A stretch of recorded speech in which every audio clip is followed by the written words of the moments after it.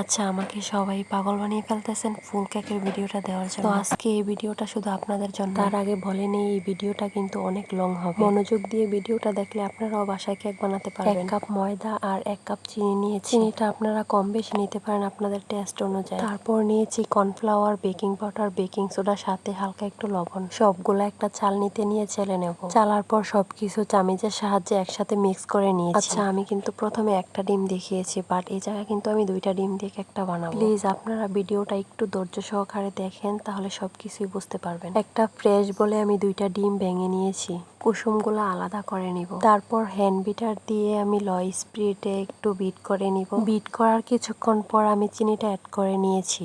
অবশ্যই চিনিটা একটু একটু করে মিশাতে হবে, একসাথে দেওয়ার চেষ্টা করবেন। যদি চিনিটা একসাথে মিশাতে যান তাহলে কেকের রেজাল্টটা ভালো আসবে না। সম্পূর্ণ চিনিটা মিশানোর পর আমি ডিমের কুসুমগুলা দিয়ে দিলাম। যেহেতু আমি কেকটা সেল করব, এই বিধায় আমি হালকা একটু ভিনেগার দিয়েছি, সাথে হালকা একটু তেল দিয়েছি। আপনারা চাইলে ভিনেগার আর তেলটা স্কিপ করতে পারেন। স্পঞ্জ কেকের মধ্যে তেল দেওয়া যায়, না দিলেও কোনো প্রবলেম হয় না।